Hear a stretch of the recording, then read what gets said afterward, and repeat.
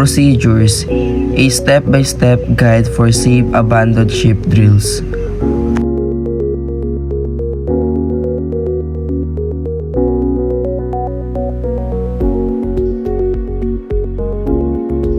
One of the worst situations a seafarer can encounter during his or her sea service is the order by master to abandon vessel in the face of danger. If not properly conducted, this operation, instead of saving lives, may lead to unexpected losses. In this regard, regular abandoned ship drills, which their frequency is prescribed by SOLAS Convention, are vital to prepare crew on board to safely manage an abandoned ship operation. Stages of abandoned ship drills. An affected abandoned ship drills is parted by 4 stages. 1. Notification and mustering. 2. Lowering and abandoned ship means into water ER leader. 3. Embarking. 4. Debriefing.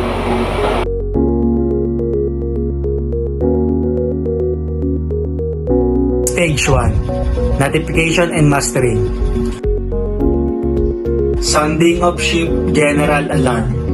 7 short blasts followed by 1 long blast.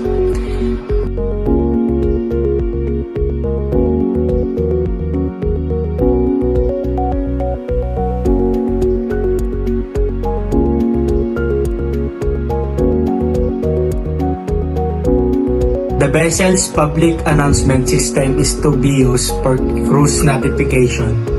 A part of distress signal, clear instruction should be given for the mastering position and the means that are going to be used.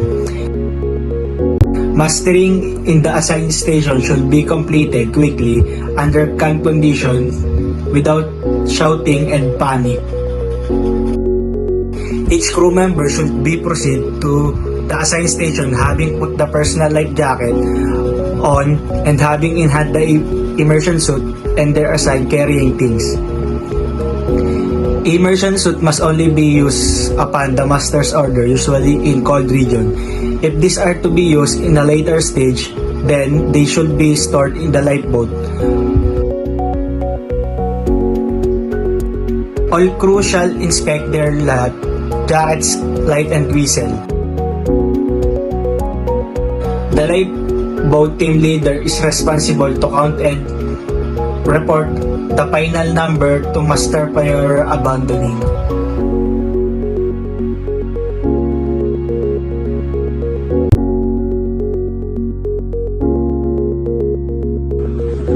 Lowering the lifeboat into the water.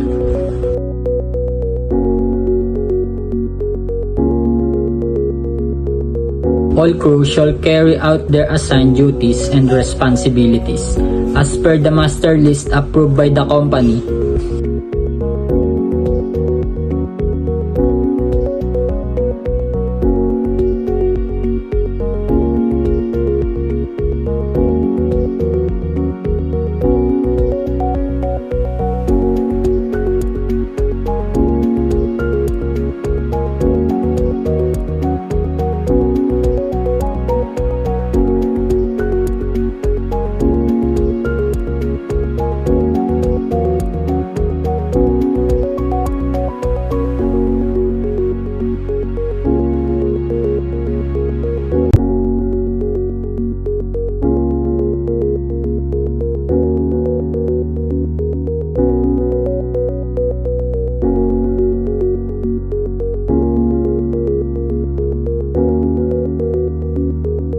In condition of calm sea and the time availability, the abandoned ship mean boat or raft should be lowered into seawater, and an embarkation pilot ladder is to be used.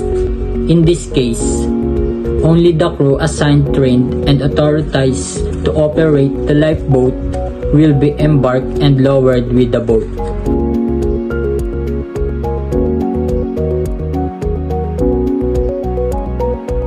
In case of free-fall lifeboat, FFB, or unload release side boat, this stage follows the embarkation stage.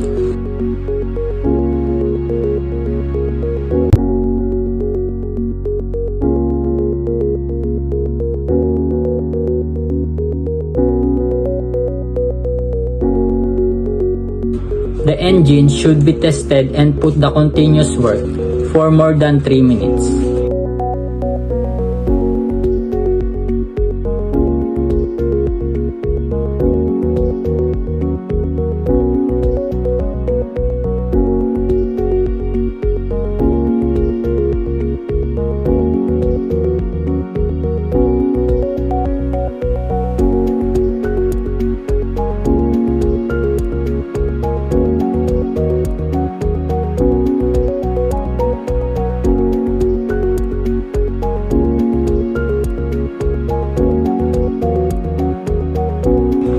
Other equipment on the lifeboat must also be checked, such as the rudder, propelling gears, battery, lights, compass, and other in accordance with the SOLAS regulations.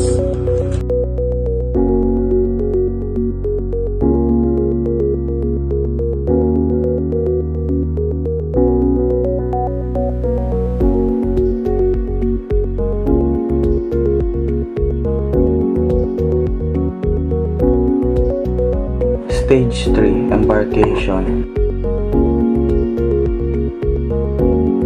As soon as the side boat and the normal rowing procedure is in place, then the boat should be lowered into water, only with the assigned crew on board using davits or cranes.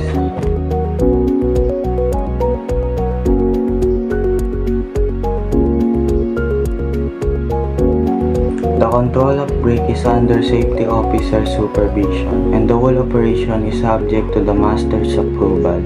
The rest of the crew will embark using a side pilot ladder, and master will be the last one to embark.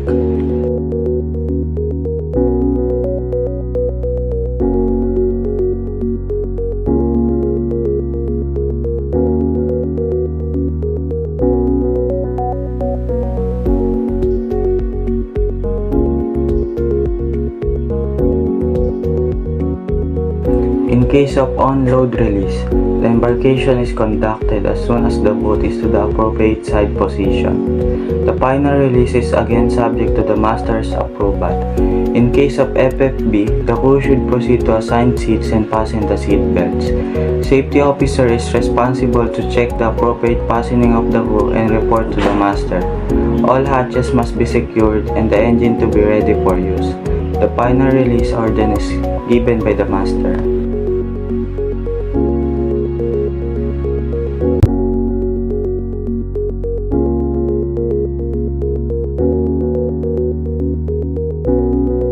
During drills, the embarkation in both side boats and FFB should be real, in securing position with all available securing equipment in place. In drills, do not attempt to embark all crew in the boat without ensuring that it is properly secured in storage position.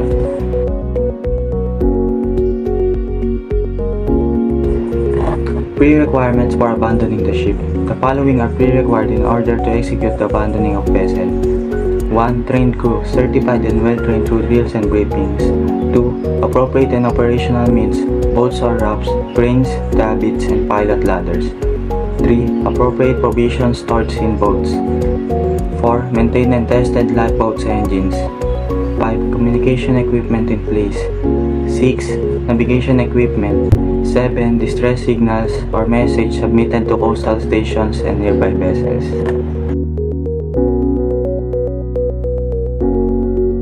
Stage 4. Defreeting. The fourth stage, defreeting, is only applicable for drills. A real-time incident is completed in Stage 3 after lifeboats, crafts departures from vessel sites. An extended risk assessment should be conducted prior operations commencements in order to identify the mitigate possible risk. After completing the drills, the safety officer should debrief the crew member referring to all stages of execution.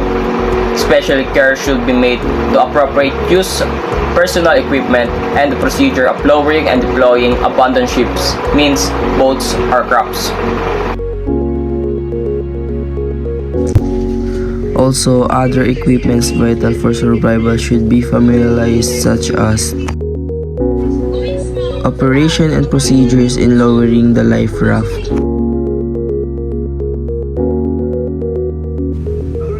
Operation and use of SART.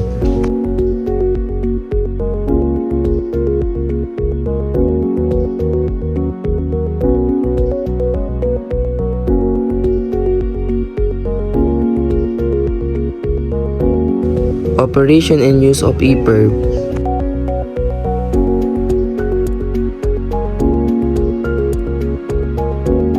All used materials or equipment should be returned to appropriate position, conditions as before the drill. Brief question may be used to check crew's knowledge or lesson learned from the drill.